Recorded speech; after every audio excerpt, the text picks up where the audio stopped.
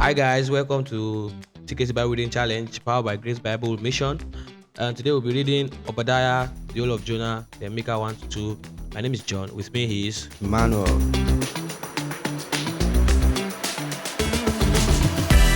Hi Emmanuel. Hi John. God with us. Right. Yeah. It's not easy. Big flex. Yes.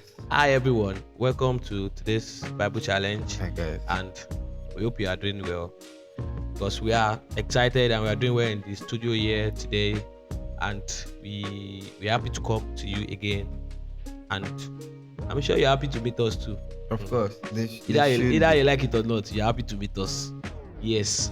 So today, like I said, we're reading Obadiah, the whole of Obadiah. Yes. And there we have the pride and downfall of Edom. And yeah, Edom was judged for pride and violence against Israelites. And then we have Jonah chapter. We all know Jonah now. One of my favorite stories in the Bible. I think most of us should know about Jonah. So I will not dwell too much on that. He ran from God in Jonah 1. In Jonah 2, he repented and prayed inside the fish. Hey, inside the fish. Inside the fish. Not inside the church. Okay. So then in chapter 3, we have the repentance of Nineveh. Yeah. Because that was where God was sending him to initially. Yes. Before he absconded. Before he carried God. Google. Okay. So then in chapter 4 we have God's compassion versus human anger. We get there.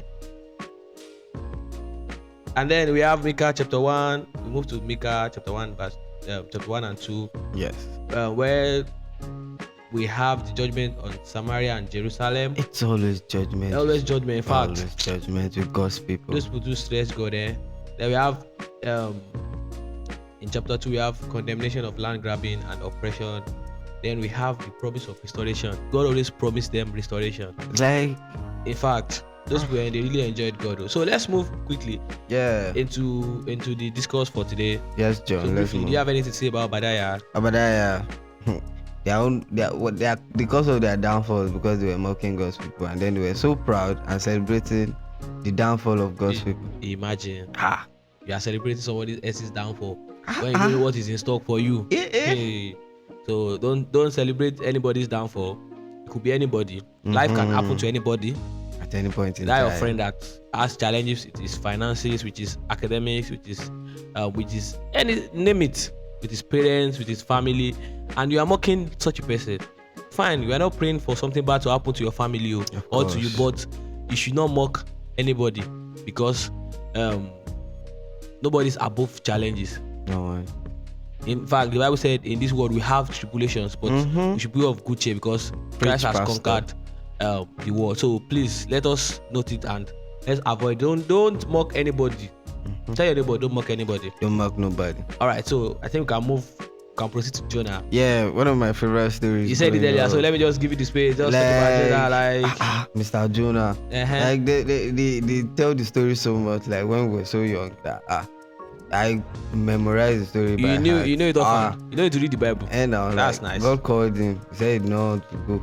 Going to now jackpot to another place. He did what? He jackpot. He did what? He jackpot. Okay. So if God is saying go here, like Nigeria is not for me. Am I touching tables? Am I eating tables? I think you are shaking tables. Do you think I'm shaking tables? You are shaking tables, so but continue shaking the tables. Let's say if God is sending you to a place in Nigeria now, is like where? Like Sambisa Forest? I ain't saying that. Jonah go plenty for this. We don't even know the amount of Jonah. Everybody will be Jonah, because we will go to Sambisa Forest too. but one thing I love so much is how much God accepted Jonah's apology and everything. Yeah, and you know one thing that we should know before we move on is that Joshua almost used his own to cobalize people, innocent people that were traveling on their own. JJ. Yeah, Jonah. So let's note our decisions. In many cases, it affects people, right? Either directly or indirectly. So it's better you make good decisions and obey. You innocently just on the ship, and then because somebody decided not to answer. If I think they were business people on the ship, on the boat, or is it canoe? Anyhow, they were showering the water and they were not working. So they were throwing their stuffs into the river. Like maybe that's the reason why their ship or their canoe or their boat is about to capsize. Like they were throwing it. Maybe the loads are heavy. Not knowing that it was Jonah that was sleeping because of the problem. Sleeping. How confident? He was sleeping. It was when he was like, Oga, what did they happen? That was when it's not me.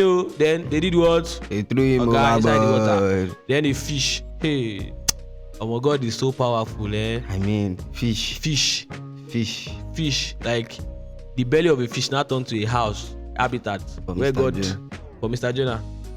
That's incredible because normally, as Jonah was entering the throat, he was supposed to be going down the like he's supposed to die, but then God still had him. You will not die. You still go to where I want to send you. So God is intentional. God was intentional about Jonah. Yes. Like you still do what I want you to do, and thank God for Jonah. He repented, and then he later went to Nineveh, and they did what they repented, and yeah.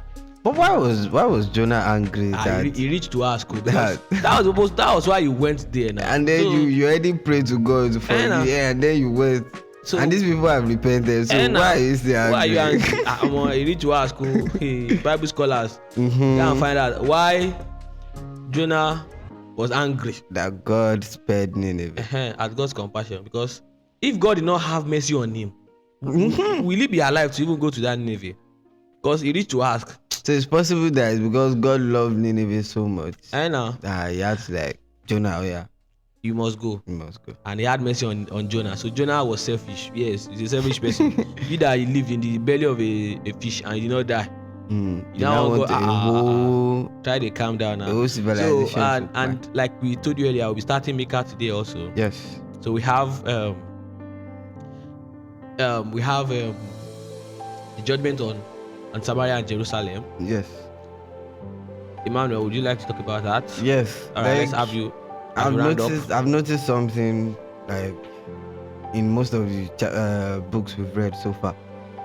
It's always judgment with God's honestly, people. Always judgment. Court. Idolatry. Court. Right.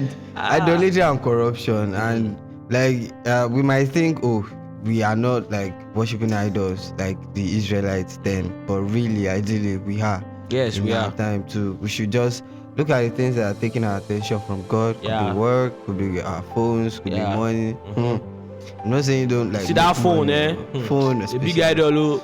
But God will help us. Yes.